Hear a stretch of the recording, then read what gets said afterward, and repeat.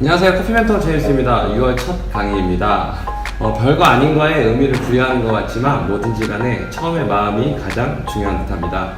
그래서 6월 첫 강의도 좀 유익하고 바리스타에게 정말 중요한 내용이 무엇일까 고민하다가 그라인더 세팅에 대한 영상을 준비를 했습니다. 그럼 인트로 보고 한번 가보겠습니다.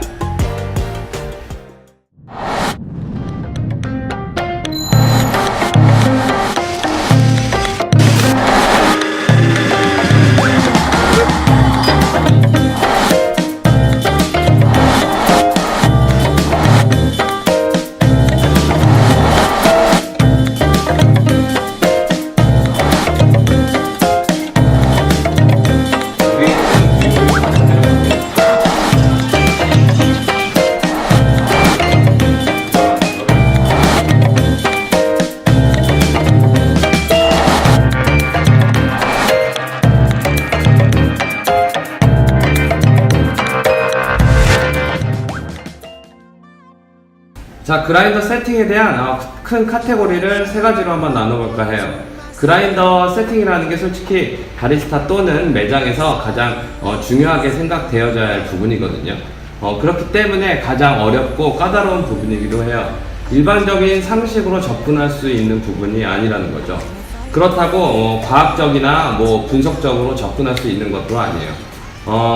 변수들에 대한 이해와 경험이 무조건 바탕이 되어야 가능한 거고, 또한 바리스타들은 추출과 테이스팅의 스펙트럼이 굉장히 넓게 분포되고 인지되어야 접근하기가 수월해질 수밖에 없는 거죠. 쉽게 과소 추출의 끝과 과다 추출의 끝까지 정립되어지지 않은 상태의 범위를 끝에서 끝까지 맛봐봐야 쉽게 접근하고 세팅하기가 쉬워지는 거죠. 그래서 전 최대한 이렇게 단계별로 여러분들에게 말씀을 드리고 알려드리면 좀 더 여러분들에게 제가 경험적으로 무식하게 정말 쌓으면서 넓혀온 스펙트럼을 좀 더 쉽게 보여드릴 수 있다고 생각을 해요.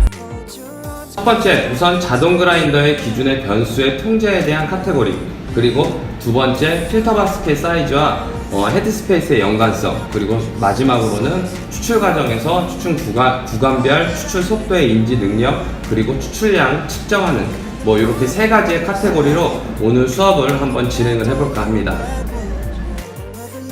자, 먼저 변수의 통제에 대한 이야기입니다. 그라인더 세팅 과정에서의 환경적인 부분의 변수는 우선 뒤로 밀어놓고 가장 먼저 생각할 수 있는 통제가 무엇이 있을까요? 바로 메시 포인트, 분쇄도와 그리고 토출량이 있겠죠. 볼륨이라고 하는 토출량이 있고, 그라인더 세팅을 한다는 것은 쉽게 분쇄도를 조절을 하고 커피향을 세팅하는 것이라고 우리는 배워왔어요.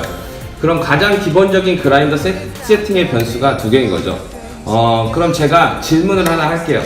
먼저 그라인더 세팅할 때 분쇄도 먼저 조절할까요? 아니면 커피향을 먼저 조절을 할까요? 자, 가장 1차원적인 질문입니다. 그런데 정작 이 질문에 명확하게 답하기가 굉장히 까다롭습니다. 이유는 우리는 변수에 대한 통제의 기준을 모르기 때문에 어떤 상황에서 어떤 변수를 먼저 조절해야 될지 인지하기가 어려운 거죠. 먼저 혹시나 혼동할까봐 미리 말씀을 드릴게요. 제가 이야기하는 이 변수의 기준은 100% 일치하는 건 아니에요. 변수라는 것은 항상 변하는 것이기 때문에 환경적인 외부의 요소들에 따라서 변수들이 겹치면 틀어지게 되는 거죠. 예를 들어서 작년 여름에 엄청 더웠어요. 제자들하고 업체들한테 세팅 갑자기 못 잡겠다고 헬스 요청이 굉장히 많이 들어왔어요. 온도가 급격하게 올라가고 날씨가 너무 더워지면서 그라인더 세팅에서 기준점이 완전 틀어져 버린 거죠. 이게 온도 차이가 너무 많이 발생되다 보니까 그라인더 세팅의 기준점이 완전 틀어져 버린 거예요. 하지만 최대한 이래서 이런 부분들 때문에 항상 고정이 된다는 것은 아닌 거예요. 하지만 최대한 저는 여러분들에게 조금 더 쉽게 그라인더 세팅을 잡을 수 있는 방법을 제시를 해드리는 거지, 그라인더 세팅은 답을 드릴 수 있는 것이 아닙니다.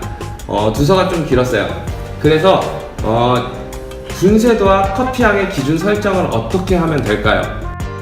먼저 그라인더에 세팅을 하려면 기본적인 관능평가가 기본이 되어야 되는 거고요. 이건 당연한 얘기이기 때문에 더 이상 이제 이야기는 안 하겠습니다.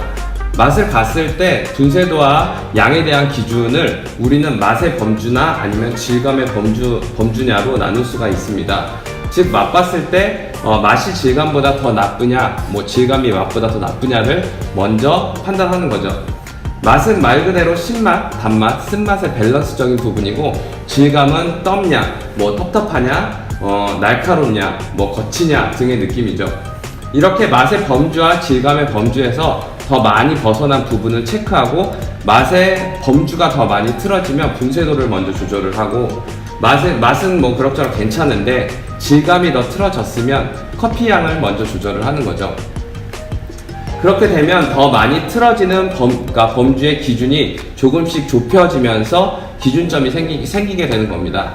그렇다고 한 부분에 기준을 조절하였다고 해서 다른 부분이 계속 고정적으로 맞아 떨어지는 것은 아니기 때문에 더 많이 안 좋은 부분을 좁히고 난 다음에 다른 기준점이 더 안 좋아지게 되면 다시 그 기준점을 조절해야 되는 것입니다.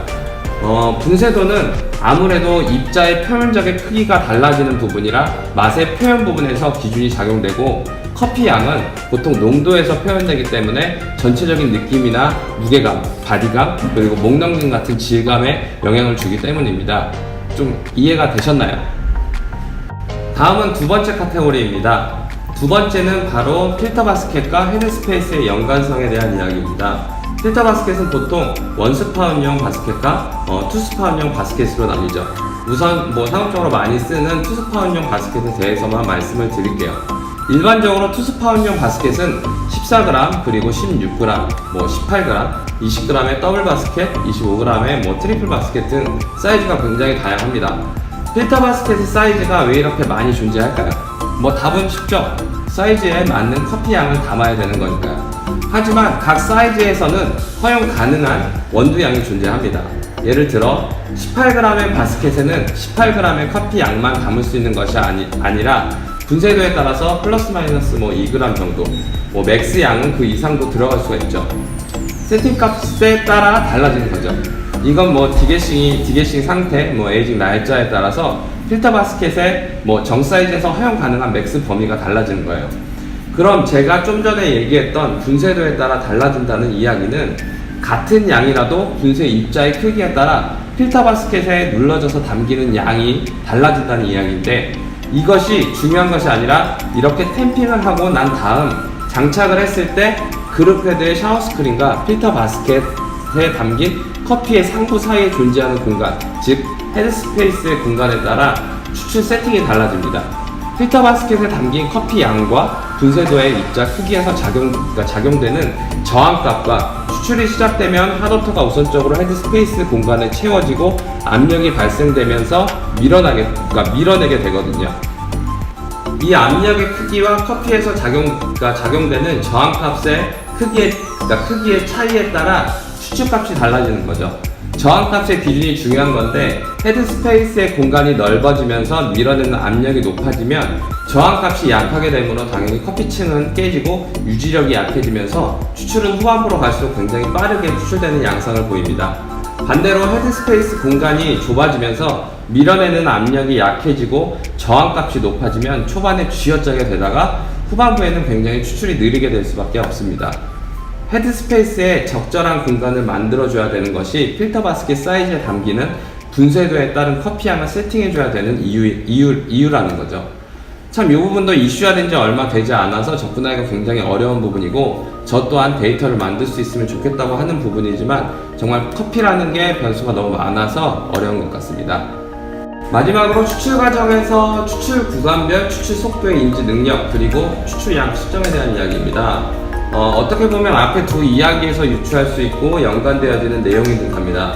이렇게 추출 압력과 저항값의 기준점이 발생되면서 추출이 이루어지면서 커피에서 추출되어지는 성분들은 순차적으로 추출되어지면서 커피의 균형감이 만들어지는데, 초반의 추출 유지력과 후반으로 진행되면서 이 추출 시간이 어느 정도 균일하게 추출되어야 맛의 밸런스가 완성되는 거죠.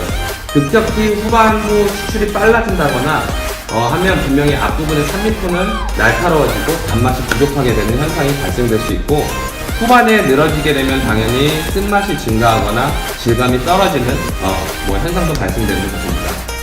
추출 과정은 항상 육안으로 관심 있게 체크를 하면서 추출 시간과 추출량이 일정하더라도 구간별 추출 양상을 내가 인지하는 능력을 키워야 된다는 것입니다.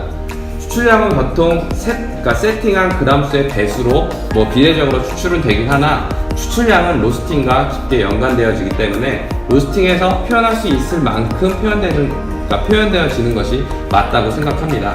그렇기 때문에 로스터와 바리스타는 항상 깊게 연관되어지고, 추출을 잘하기 위해서는 로스팅에 대해서도 이해도가 어느 정도 있어야 된다고 생각을 합니다. 추출만 잘하는 바리스타, 로스팅만 잘하는 로스터는 없다는 거죠. 그라인더 세팅은 많은 실습으로 완성되는 것이 아니라 원두콩을 바라보는 관점과 이해도, 맛에 대한 이해 능력, 추출에 대한 관심 등으로 완성되는 것이라 생각됩니다. 기계적인 메커니즘은 매뉴얼만 봐도 숙지할 수 있죠. 하지만 아무 정보도 없는 원두를 쥐어주고 이거 최적의 세팅하세요 했을 때 우리는 이렇게 여러 방면에서 이해를 하고 있어야 올바른 그라인더 세팅을 할 수 있다고 생각을 합니다. 전 실습 위주의 영상을 제작하는 편은 아닙니다. 여러분들의 이해도를 상승시켜서 혼자 생각하고 창의적인 생각을 할 수 있게 도와줄 수 있는 영상을 만들고 있습니다. 제 영상으로 조금이나마 여러분들에게 도움이 될 수 있다면 저는 그걸로 만족을 합니다. 다만 항상 이야기하는 것이지만 저에게 힘이 되는 건 여러분들의 관심, 즉 좋아요, 그리고 구독하기, 그리고 알림 받기로 저와 자주 소통하는 것이 저에게는 많이 힘이 된다는 거 잊지 마시기 바랍니다. 6월 한 달도 여러분들 하시는 일 모두 대원 성취하시기 바라며 더위 조심하시기 바랍니다. 다음 시간에 뵙겠습니다.